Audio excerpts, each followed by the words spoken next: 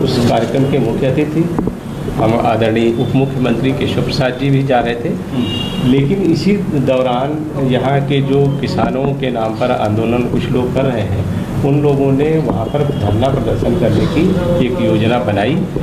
और जब हमारे कार्यकर्ता हमारे लोगों को रिसीव करने के लिए जा रहे थे उप मुख्यमंत्री जी को, उसी दौरान उन किसानों के बीच में छुपे हुए कुछ उपद्रवी तत्वों ने इस तरह से पत्थरबाजी की, जिसके कारण वहाँ पर वो गाड़ियाँ रुक गईं और गाड़ियों से फिर निकाल करके कार्यकर्ताओं को हमारे लाठी डंडों और तलवारों से पीट करके उनकी हत्या की गई।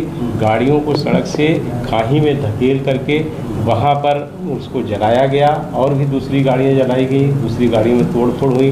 क्योंकि मैं वहाँ पर था नहीं तो पूरी घटना किस तरह से हुई ये नहीं, लेकिन हमारे कार्यकर्ताओं की हत्या हुई है और जो वहाँ से जानकारियाँ मिल रही उनके आधार पर मैंने देखा है। और जो वीडियो में स्पष्ट है कि कुछ लोग ऐसे मार रहे हैं, गाड़ियों को जला रहे हैं, और उसके साथ साथ कुछ लोग ऐसे जिनकी हत्या हो गई उनको पीट कर ये भी कह रहे हैं कि तुम मंत्री जी का नाम लो, ये कहो कि उन्होंने कुचलने के लिए कहा।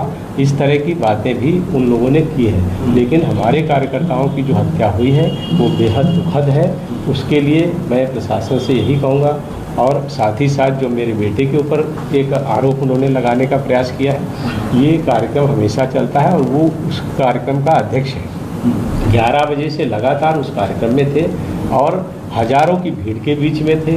पुलिस प्रशासन, एसडीएम, सीओ, ऐसे सारे लोग वहाँ पर मौजूद थे, उन सब के बीच में थे। तो इस तरह के आरोप लगाना बिल्कुल झूठा और मिथ्या है कि वो उसमें शामिल थे। अगर वो होते, जिस तरह की घटना इन लोगों ने की है, जिस तरह से इन्होंने हत्याएं मानवता रहित होकर के की है, तो मेरे बेटे की भी जान चली जाती। और मुझे लगता है कि इनकी साजिश यही थी। शायद उन्होंने जो मेरी गाड़ी कार्यकर्ताओं को लेके जा रही थी उसको देख करके ही ये समझा हो कि मेरा बेटा इसमें है, तो उसकी हत्या करने के लिए भी हमला ये हो सकता है। लेकिन सर एक बात बताइए, एक मिनट रुक जाइए। उसके साथ ही साथ मैं ये भी कहना चाहता हूँ, हमारी प्रशासन से और हमारे मुख्यमंत्री जी से ये मांग है कि हमारे जो कार्यकर्ता मारे गए हैं उनको 50-50 लाख रुपए का मुआवजा दिया जाए। उसके साथ साथ जो दोषी हैं उनके विरुद्ध और जो ये घटनाक्रम है, जो उन्होंने एफआईआर दर्ज कराई है, उसकी न्यायिक जांच हो, एसआईटी जांच हो, सीबीआई जांच हो, किसी भी तरह की कोई भी जांच हो, बड़ी से बड़ी जांच हो, रिटायर्ड जज से हो, मौजूदा जज से हो, ये सब करा करके जो भी एविडेंस कलेक्ट हो, जो साजिश पता चले, ऐसे सब लोगों के विरुद्ध कड़ी कार्रवाई की जाए। मतलब 4 लोग जो मारे गए थे वो जो किसान बताए जा रहे हैं, तो वो कैसे मारे गए? अगर देखिए, मैं वहाँ पर तो था नहीं, ना मेरा बेटा वहाँ पर था। वहाँ पर वो किन परिस्थितियों में मारे गए, ये तो जो वहाँ लोग मौजूद हैं वही बता सकते हैं।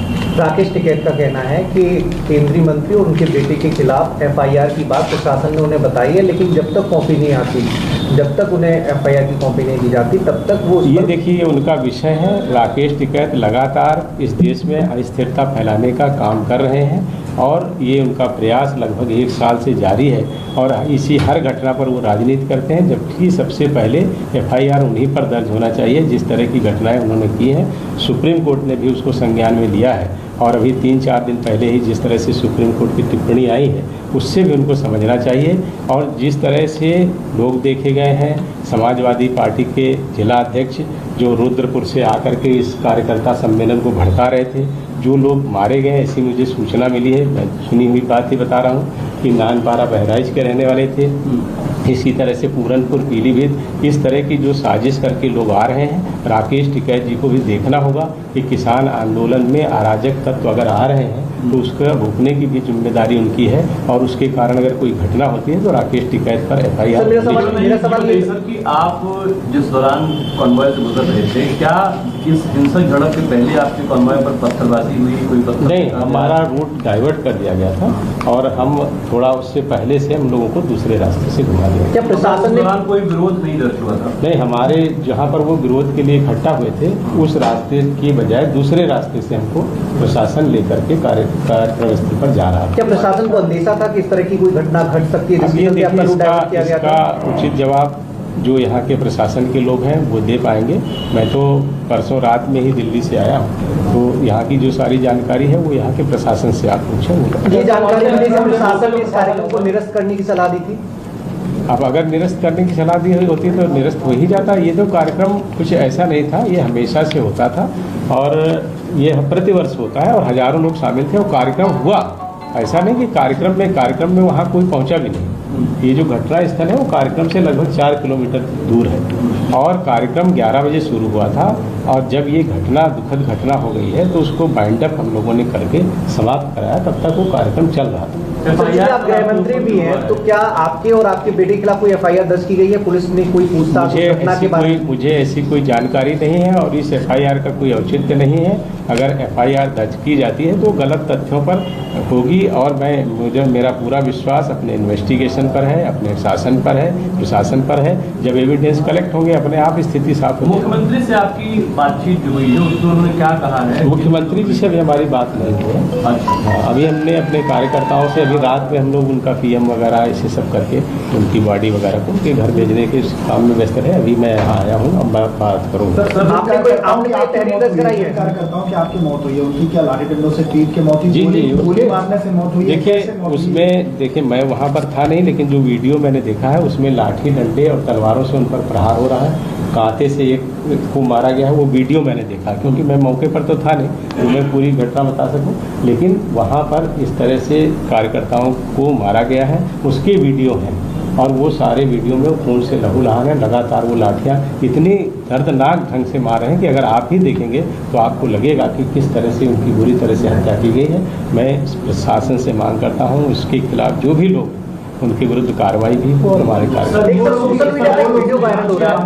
राज्य मंत्री हैं, आपको लगता है कि कहीं एक चूक हो गई है? अगर वो चूक बचाई, देखिए कोई भी घटना जब होती है उसके बाद बहुत सारी चीज़ें ऐसे निकल करके आती हैं कि हाँ अगर ये ना किया होता तो ना होता, या कार्यक्रम में हम ना जाते या वो रिसीव करने ना जाते, ऐसी बातें बहुत सारी होती हैं। लेकिन अब ये घटना हो गई है जो दुखद है और उसके खिलाफ जो लोग हैं उनकी कार्रवाई। एक वीडियो वायरल हो रहा है सोशल मीडिया पे जिसमें आपके बेटे पिस्टल को हाथ में लेकर जाते हुए दिख रहे हैं। वो किसान संगठनों का कहना है कि उसी दिन सुबह कार्यक्रम का वीडियो है। ऐसा है, देखिए कार्यक्रम स्थल पर कोई न किसान था ना वहाँ पर लोग थे और अगर वो रिवाल्वर लिए होंगे तो उनका लाइसेंसी रिवाल्वर है और वो अपनी सुरक्षा के लिए सबको रखने का अधिकार होता है।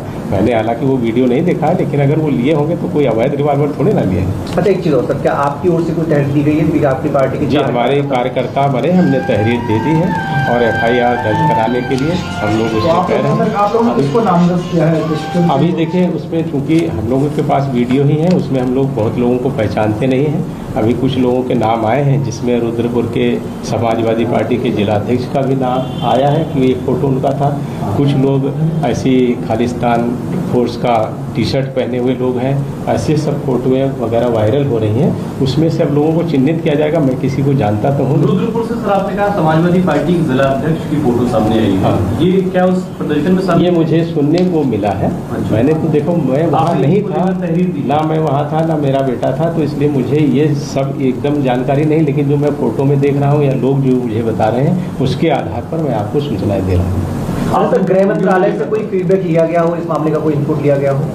नहीं, गृह मंत्रालय अब यहाँ पे प्रदेश शासन को करना है। प्रदेश सरकार अपने स्तर से सब चीज़ें कर रही है, कार्रवाई हो रही है, जांच हो रही है और SP लॉ एंड ऑर्डर ऐसे सारे लोग आ गए हैं, IG आए थे, कमिश्नर आए थे, तो सब कार्रवाई हो रही है। आपसे आपके बेटे से कोई पूछताछ अभी तक नहीं हुई है? नहीं, हमसे क्यों होगी जब हम मौके पर ही नहीं थे, तो हमसे क्यों पूछताछ होगी? और देखिए इसमें लगातार राजनीति ही है, राजनीति ही हो रही है।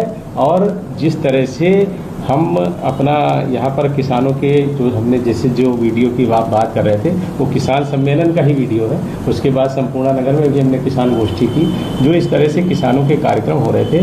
चूँकि मैं ये जानता हूँ कि केवल जो राकेश टिकैत के साथ आंदोलन कर रहे हैं वही किसान नहीं है, हम भी किसान हैं और 99% किसान कृषि कानूनों के पक्ष में, वो 1% से भी कम का प्रतिनिधित्व कर रहे हैं, लेकिन अराजकता फैला रहे हैं। तो मैं ये गोष्ठियाँ कर रहा था तो उससे भी उनको हो सकता है कि ऐसी चिढ़ लग रही हो कि उनका आंदोलन कमज़ोर हो रहा है और उन्होंने इस तरह की घटना करके फंसाने का प्रयास किया। अखिलेश यादव, प्रियंका गांधी और छत्तीसगढ़ के मुख्यमंत्री भूपेश बघेल पंजाब के सीएम और दूसरे भी राजनीतिक दल के लोग लगातार यूपी आना चाहते हैं। सरकार ने हालांकि चूंकि अराजकता ना करे इसलिए उनको रोका हुआ है। आपको लगता है कि संवेदनशील मसला है और इसको लेकर? देखिए, बिल्कुल संवेदनशील मसला है, लेकिन जो लोग संवेदनशील नहीं हैं, जिनके लिए राजनीति ही सब कुछ है, कुर्सी पर पहुंचना ही उनका लक्ष्य रहता है, ऐसे सब लोग ऐसी दुर्भाग्यपूर्ण घटनाओं पर राजनीति करते हैं। लेकिन हमारी संवेदना है हमारे कार्यकर्ताओं के साथ और जो